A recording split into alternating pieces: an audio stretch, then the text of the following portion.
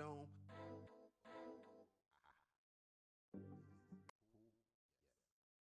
Off of the dome. What's up, y'all? Today I'm talking about the Jumper T8SG multi-protocol transmitter. It comes with this nice case that looks like carbon fiber, but it's not. It's very small for one thing. It's smaller than like a Devo 7 or a Tactic, 6-channel transmitter. It's just really small, and I have small hands, so that's really a good thing. The little sticks here, they move really smoothly. To me, it feels like a professional controller. I don't know too much about this stuff.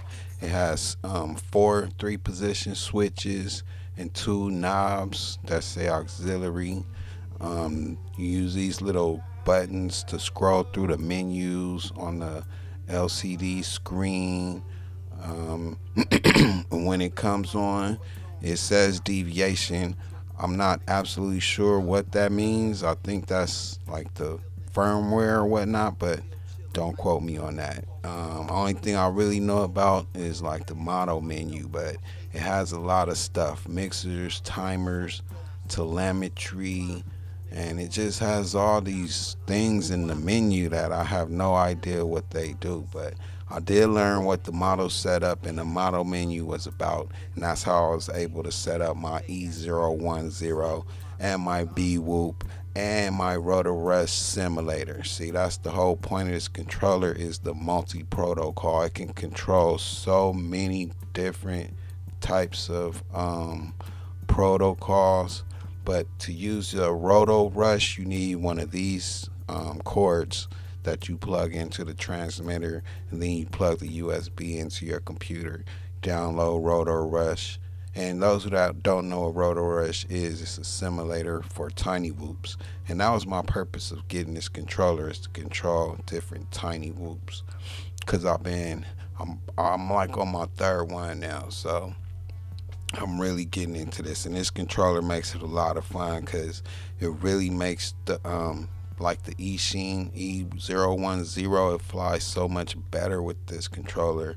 And the Bwhoop right here flies so well, and it's pretty easy to bind. You just pull it up in the menu, go to reinitiate, and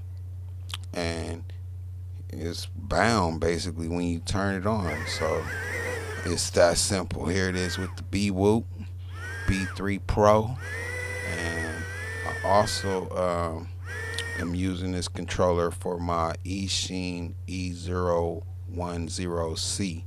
and as you can see, it works just as well on that. And it really makes this one, it's like I burned out the motors on here, I think, because it was so much faster and more stable and so much more controllable. As you see there in the background, it was good not to use those little red twitchy sticks. And like I said, you do need this USB cable to plug into for Rotor Rush. Yeah. So, and the USB does go into your laptop. You just download Rotor Rush, and here's some flying video.